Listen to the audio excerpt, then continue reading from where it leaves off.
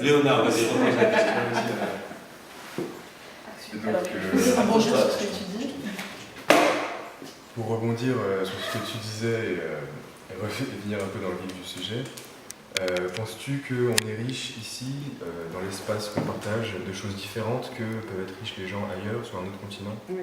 J'ai passé du temps à marcher, à me dire mais de quoi sommes-nous riches? Ça a été très très dur pour moi. Donc j'espère avoir d'autres visions aussi. C'est intéressant comme vision après. Voilà. Le nous, pour moi, il y a quand même un espace de territoire, un espace défini, même s'il est très large. Parce que même si l'humanité est riche de ça, nous, à l'instant T, c'est une richesse à laquelle j'ai pas accès. Bon, quelqu'un à l'autre bout du monde sera riche de la banane du Pérou, j'en sais rien, je dis n'importe quoi. Oh, non, mais n'importe quoi. Ok. Et au final, c'est simplement peut-être être riche d'avoir l'aliment et l'accès à cet aliment que tu as de manière locale et qui est ça, entre guillemets. La richesse, ça peut être l'accès à l'aliment, entre guillemets, ce qui est universel. Là où, en effet, si tu prends dans la particularité, le chou de l'Orient, on l'a qu'ici, et eux, ils n'ont pas, et la banane, inversement. Mais j'estime faire quelque chose, par exemple, autour de la mangue. J'ai accès à la mangue, mais la mangue... ouais. Je suis riche de ma communauté, de mes valeurs culturelles, de tout ce que j'ai appris et de mon humilité. Je suis riche de mes envies, de mes désirs, de mes rêves et des gens qui m'entourent pour les accomplir. Je pense que je suis riche d'avoir le temps. Je suis riche d'avoir le temps d'aimer la vie, ce qui n'est pas le cas pour tout le monde. Je suis riche d'être autonome et je suis riche d'avoir encore de quoi cultiver et manger demain. Du coup, je sais pas trop de quoi je suis riche, de ce que j'ai fait avant. Voilà, de tout ce qui m'a construit aujourd'hui. Voilà. On peut pas être malheureux. Hein? On est heureux. Quand on est malheureux, on ne mange plus. En ne mangeant plus, on dépérit. Et en dépérissant, on meurt. On est mort. On n'est pas malheureux. On mange. On va pas mal. On mange. On va bien. On mange.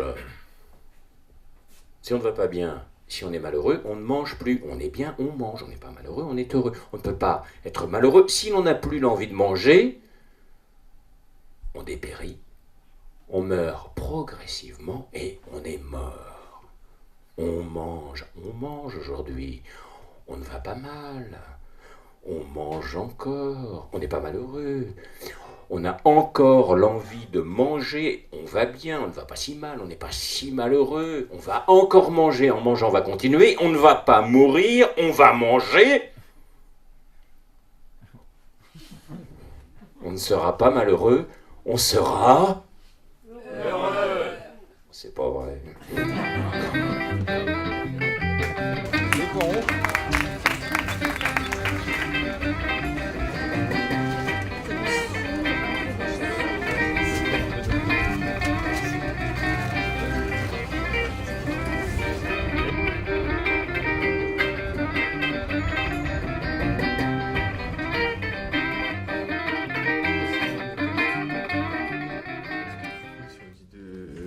Est-ce que le riz, par exemple, je prends un truc tout bête, mais est-ce que le riz, c'est local? Non. C'est dans le Camargue, quoi, mais... Ouais, le riz de en Camargue. Bretagne, quoi. Donc, Ça met déjà des limites si on se met cette limite. Bien sûr. Est-ce qu'il faut remettre, voilà, c'est ce que j'allais dire, est-ce qu'il faut mettre des limites ou bien c'est les produits qui nous intéressent? S'il parle de Je riz, pense que c'est les deux. c'est les deux. C'est les deux. Il faut prendre un produit qui est dans notre limite territoriale et faire ça Je crois, et oui. qui nous intéresse. Qu'on fait avec les produits locaux. Ouais. On fait qu'avec les produits locaux. On oublie le riz, Je pense que ça peut être bien de montrer tout ce qu'on peut faire. tout ce qu'on peut faire avec les produits de chez nous, quoi. Ouais. Parce qu'on a d'autres céréales chez nous, on a du blé, Sarrasin. on a du sarrasin, Bon sarrasin. Donc, du bon beurre. du bon beurre. de la ferme de Kerguillette. Est-ce qu'on reste à la Bretagne ou est-ce qu'on reste au Morbihan ou est-ce qu'on va à la Bretagne? Non, mais on peut rester locaux sans non plus être folklorique, quoi. C'est ça que je veux dire. Ouais. Folklorique. Oui, Parce que folklorique, parce qu'on parlait de kika farce, crêpes, de machin. Oui, et puis phare breton, quoi. Avec une bigoudaine derrière. Ah oui, Et puis j'ai hâte. Donc produit breton, le porc. Poisson? C'est une viande qui se mange. Poisson. Poisson? En plus, c'est pas cher le cheval. Non, ça Il y devient a beaucoup de raisonnable. bons poissons. Je sais pas, moi, je Le bon poisson? Les légumes? Légumes. Ouais, les légumes. Donc la pomme de terre. Voilà, la pomme de terre, Le poireau. le poireau. Il y a le chou de Lorient. Il y a le chou de Lorient. Le chou de Lorient, c'est. Mais je sais pas ce que c'est ça. Peut-être qu'en légumes, on peut après demander aux producteurs et De laisser laisser les choses ouvertes. Ouais. Bon, une fois qu'on a fait la liste des produits, On a su ce qu'il y avait, qu'est-ce qu'on fait?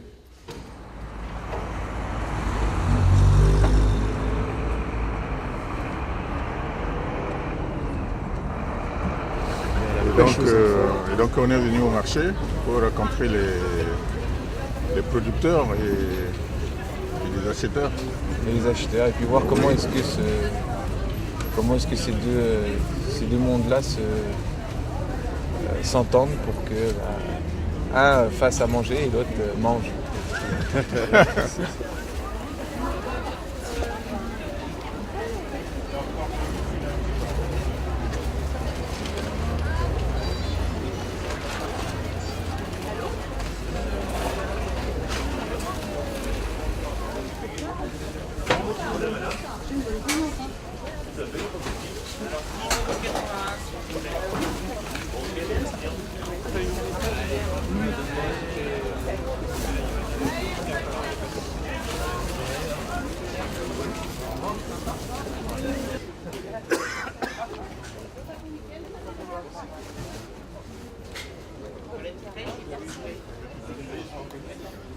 On doit manger pour vivre, mais comme nous, les hommes, nous avons une certaine culture. On ne mange plus pour manger et pour vivre, on mange également pour partager un moment avec sa famille ou ses amis, par exemple. Exactement. Tu parles de culture. Est-ce que tu penses que du coup le rapport aux aliments locaux, le rapport à la cuisine, au savoir-faire locaux fait partie de la culture? Est-ce que tu penses que cette culture se perd un peu? Je vais prendre quelques oignons, s'il vous plaît. Des galettes jaunes ou rosées Au revoir. aussi. Vous avez dit combien? Merci. Une pièce. Au niveau du marché, par exemple, on peut échanger avec les vendeurs et puis les commerçants, ceux qui produisent également. Donc on a une certaine connaissance de leur technique et de leur savoir-faire, alors que dans un supermarché, on ne va pas forcément aller parler à ceux qui dirigent le supermarché ou qui vendent. On n'a pas de rapport avec eux. Alors vous entendre parler, c'est le temps qui manque, le temps. Les gens n'ont plus de temps pour s'asseoir, pour préparer, c'est ça? Oui, exactement. Les gens ne prennent plus le temps d'être ensemble déjà.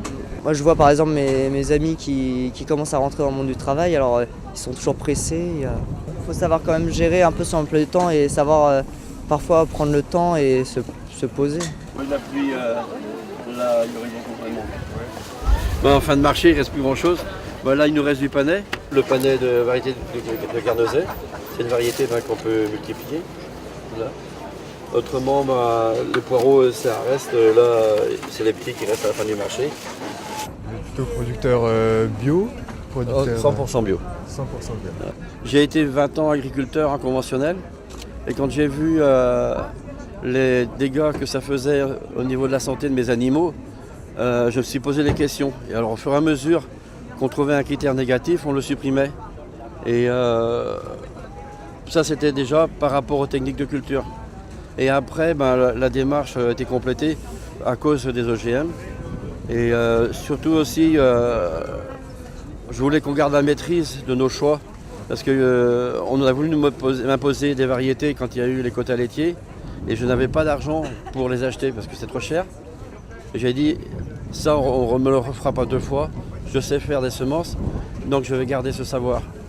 Alors c'est aussi l'occasion de transmettre le savoir à nos enfants, quoi. Alors pour vous, manger c'est quoi? Pour manger, il y a un critère important, c'est le plaisir. ça, c'est le plaisir de manger. Pourquoi? Parce qu'on était arrivé à produire des viandes et du lait, des produits laitiers. C'était surtout sur les produits carnés qu'on avait ressenti ça, où on n'avait plus de plaisir, on n'aimait pas. Alors après, on s'est rendu compte que ça avait des conséquences sur nos santé, que ce soit les enfants et nous, des allergies et autres. Et on a poursuivi la démarche sur les légumes. Et on s'aperçoit aussi qu'aujourd'hui, on a beaucoup plus de plaisir à s'alimenter qu'avant. On va pas brader nos libertés comme ça. C'est aussi... je ne sais pas comment vous dire ça. C'est moi, de me sentir libre dans mes choix, c'est important, quoi. La liberté est une richesse qu'on paye, parce que c'est beaucoup de travail, mais c'est une richesse aussi.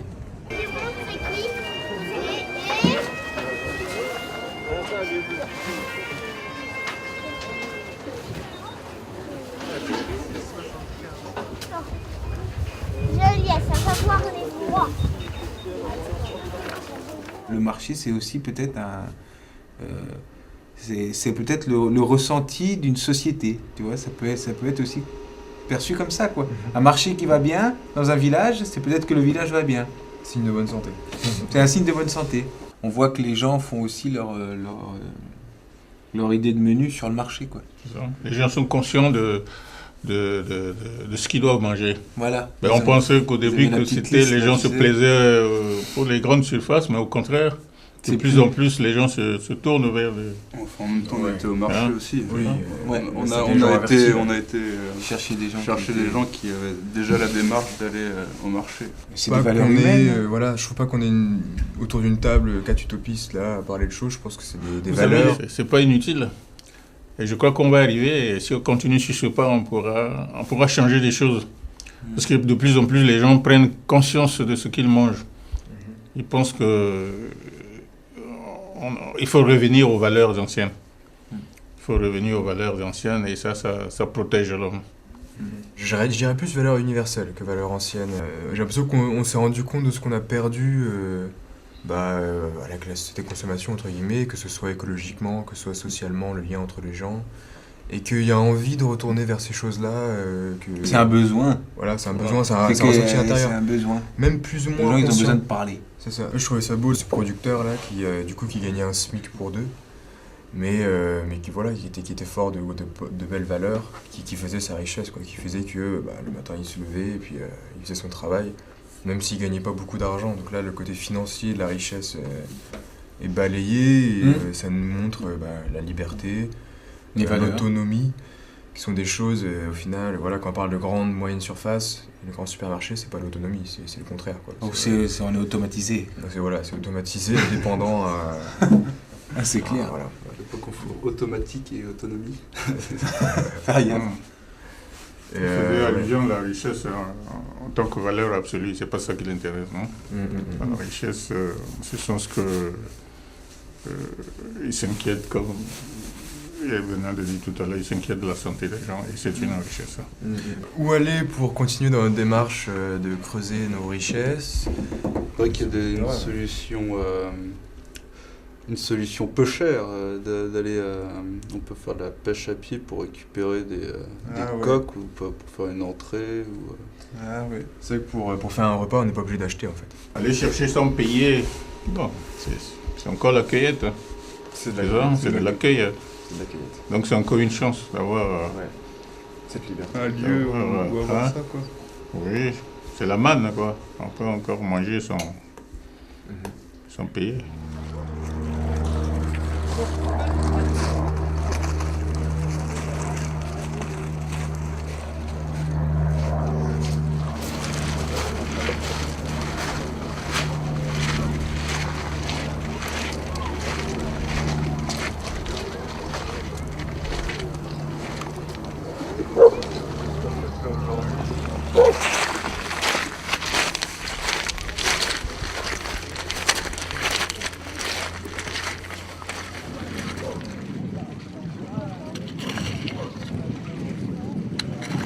Des huîtres, des pétoncles, c'est des petites coquilles Saint-Jacques en fait. Ça fait toujours plaisir de ramener ça à la maison, manger ça en famille. C'est un plaisir, Ouais, puis c'est partagé. Ça fait du bien, on vient de la mer aussi, ça fait sortir comme on est. Ça fait sortir, on sort en famille, tout seul. Ouais, c'est des bons moments. Ouais, puis c'est convivial, quoi. Comme on dit, on a le plaisir et la chance d'avoir la mer.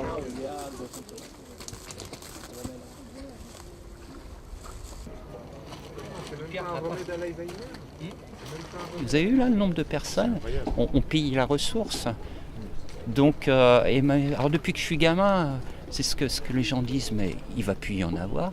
Et le lieu est tellement extraordinaire, il y a une telle richesse, on va dire écologique, que la ressource se reproduit et qu'il y a toujours autant de coquillages. Mais c'est extraordinaire, surtout quand on voit le monde qu'il y a ce matin. C'est extraordinaire de voir que malgré ce qu'on pourrait qualifier de pillage aussi, eh bien la ressource se reproduit.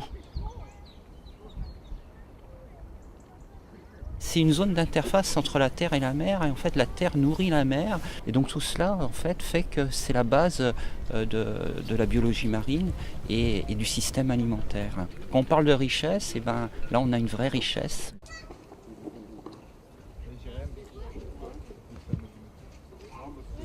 Mon arrière-grand-père qui m'a appris à pêcher, ensuite mon père et mon grand-père aussi. D'accord.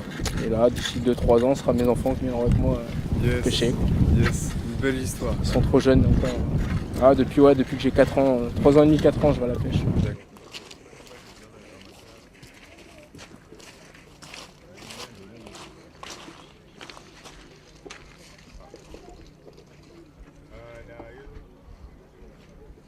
Les Riantécois sont très très attachés à la pêche à pied, à la liberté de la pêche à pied. Un ancien maire de Riantec, M. Kérodran, disait la petite mer de Gave, c'est mon centre d'action communale. Il y a beaucoup de gens modestes aussi sur le littoral, faut pas croire qu'il y a des gens riches. Et du coup, c'est un complément alimentaire. Voilà, comme on fait son potager, comme on jardine son jardin, on va aussi pêcher à pied. Alors certains revendent ça plus ou moins illégalement. Oui. Mais c'est des petits sous, qui sont importants pour des gens modestes. Puis les gens mangent aussi pour ça. T'es trempe ou pas? Ah, c'est bon ça. Et voilà. Bon appétit. Voilà. C'est sa deuxième ce matin. Oui, parce que j'ai mangé une plus grosse que ça tout à l'heure. Cru, plus gros, ça passe. Ah oui. Bah c'est ça. Enfin, elle est grosse comme ça. Un peu plus petite quand même. Okay. Mais ça a du goût. Ça a du goût. C'est pas le commerce.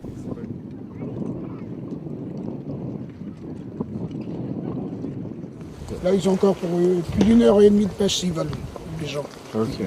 Avant d'être envahis par l'eau, quoi.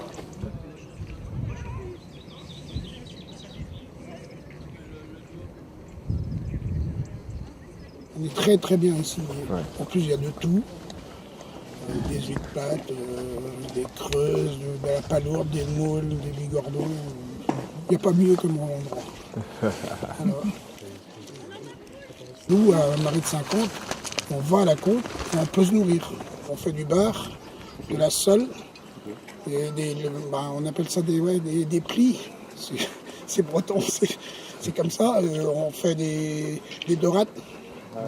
Donc non, on ne peut pas mourir de faim si on habite ici. Et toute l'année, on mange.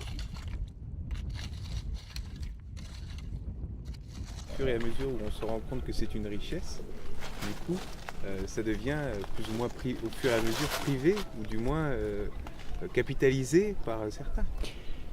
En fait, il y a une tentation qui est légitime, qui serait effectivement de entre guillemets, privatiser cet espace, c'est-à-dire en fait d'implanter des producteurs d'huîtres. Ça créerait de la richesse aussi, de la richesse économique et des emplois. C'est pas inintéressant. Mais néanmoins, tout cet espace aussi serait privatisé, comme vous le dites. Et donc du coup, les gens n'y auraient plus accès comme ils y ont aujourd'hui. Donc c'est une richesse pour une autre. Et derrière, ça pose aussi des questions de choix de société. Donc est-ce qu'il faut implanter des entreprises? La profession est très attachée à cet espace et voudrait effectivement développer une activité économique. Le comité des pêches, le comité régional de la conchyliculture. Et on peut entendre aussi leurs arguments, et que deviennent ces gens aussi qui vont pêcher et pour qui c'est important la pêche au niveau alimentaire. Voilà. Là, il y a un débat. J'ai pas la réponse, mais il y a un débat. Moi, j'ai gagné mon premier vélomoteur en allant à la côte, en allant au bigorneau. Je vendais mes bigorneaux et en fin de fin d'été, quand j'avais commencé en juin et jusqu'à août, j'avais payé mon vélomoteur. Donc c'est pour vous dire que on faisait des sous quand même. Nos parents étaient contents, il n'y avait pas à débourser et c'est nous qui gagnons notre propre truc.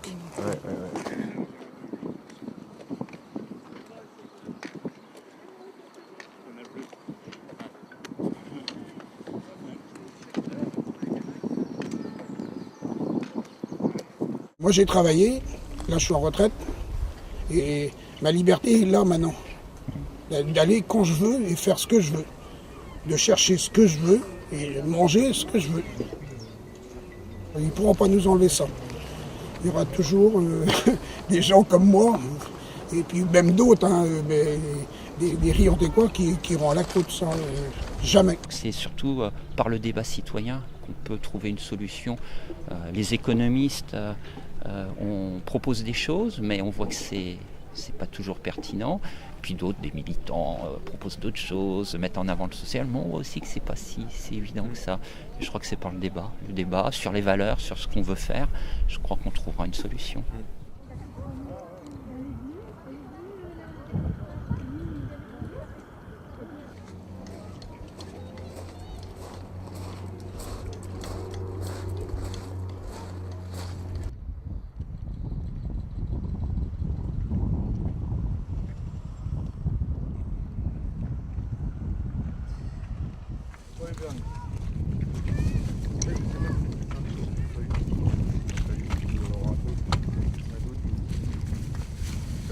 Ah, super. Le trésor des côtes bretonnes. Un des trésors. On pourrait faire de la pêche à pied pour un repas à 20 personnes. On va s'y mettre à 20 quoi. C'est ça. Avant c'était possible. D'après les explications, aujourd'hui il y a beaucoup de monde. Tout le monde qui vient, il y a ceux qui habitent au bord de la mer et il y a le tourisme aussi. Pour le poisson, si on voulait mettre à côté halieutique dans le repas, peut-être aller boire à la criée ou je sais pas. Un coin comme ça, bord de pêche. Je sais que j'ai des potes qui ramènent souvent des poissons un peu de là-bas, tout frais, pêchés.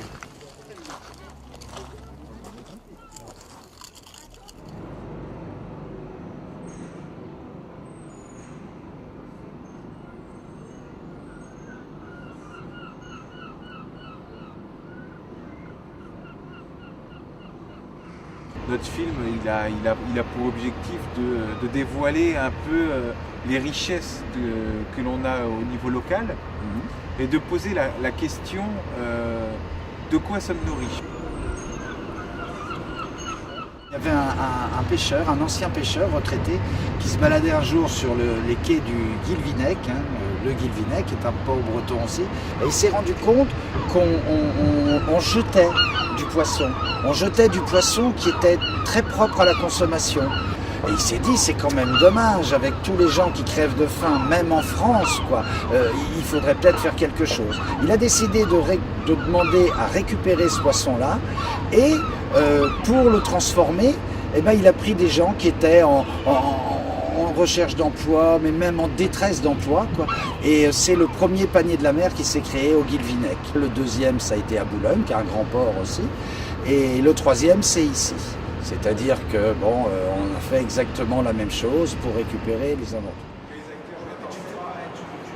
C'est le 31 mai. C'est la semaine prochaine, oui, il y a une représentation théâtrale et puis, en fait, le public peut participer. J'irai, c'est le place, j'irai.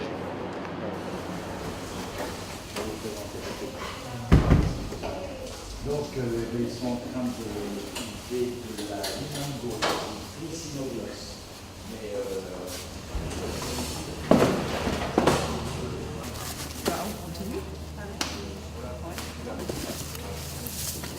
Le poisson, d'où il vient? De la criée. De la criée. Comment est-ce que vous récupérez ce poisson? Alors ça, tous ces poissons-là, ce sont des poissons invendus. Alors pour quelle raison? Ils sont invendus parce qu'il y a beaucoup de poissons et il n'y a pas beaucoup de demandes. C'est le marché, l'offre et la demande, c'est la bourse. La vente et l'achat du poisson, c'est comme une bourse, ça change tous les jours. Tous les jours il y a des criées, tous les jours il y a un prix moyen et qui n'est jamais le même. suivant la demande. C'est simplement ça. Maintenant, je récupère du poisson invendu, mais je l'achète.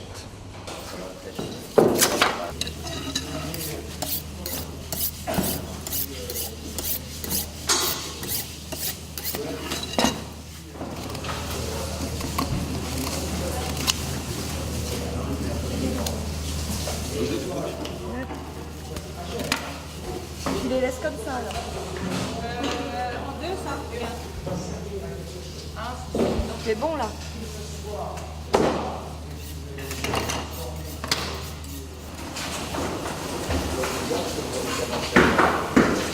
Je suis là depuis presque 9 mois.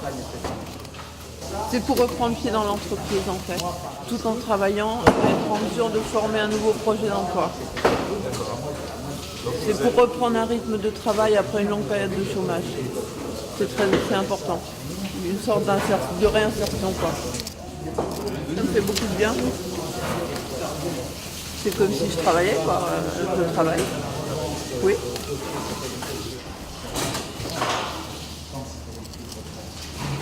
Le travail d'équipe à retrouver aussi, c'est important. C'est primordial.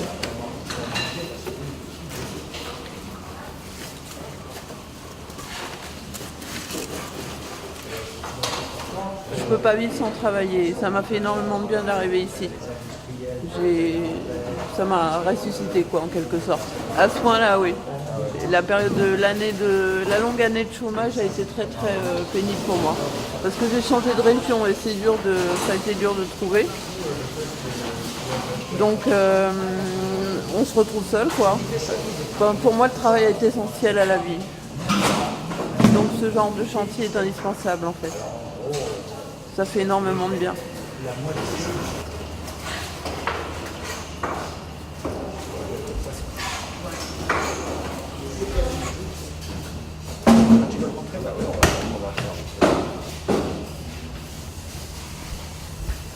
Alors tout ça, ça va aux banques alimentaires, Restos du Cœur, toutes ces associations caritatives qui distribuent de l'alimentaire aux gens.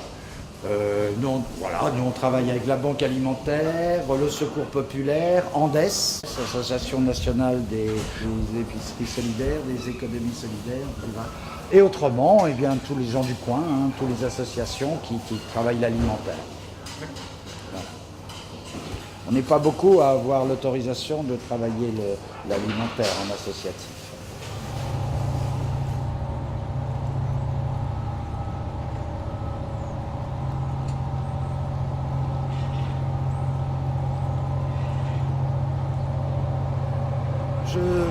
Je prends du poisson qui serait invendu. Je le fais travailler à des gens qui n'auraient pas d'emploi. Et à la finale, les gens qui bénéficient de ce poisson-là, ils n'en mangeraient pas si j'étais pas là. Bon, alors voilà. Donc quand j'arrive au boulot, moi je suis heureux. Je suis heureux de ce que je fais. Excellent.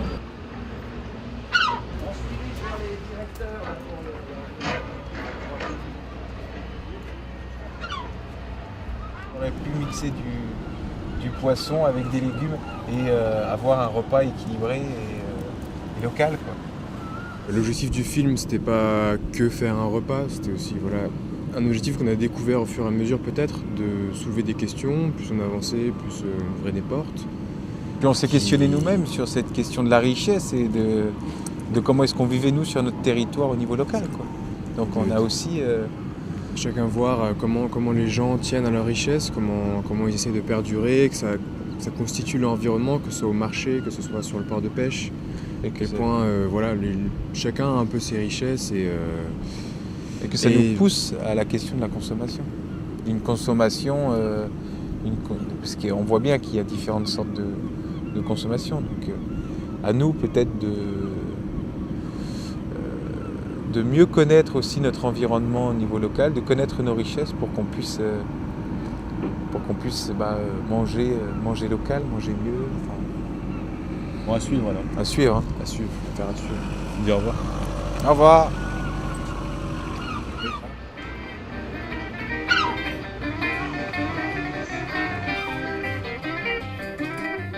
Éclair feuilletine, Paris-Brest, miroir aux framboises, tarte au citron, mousse aux 3, chocolat, pistache, chocolat, truffine, Alexandra, Charlotte, chocolat figue, cardinal, poire, caramel, pâte d'amande, sujet, petit four sec, tarte aux framboises, opéra, tarte à la rhubarbe, amandine, flan nature, tarte aux abricots, phare aux pruneaux, tarte aux mirabelles, religieuse, tarte aux abricots, tarte aux pommes,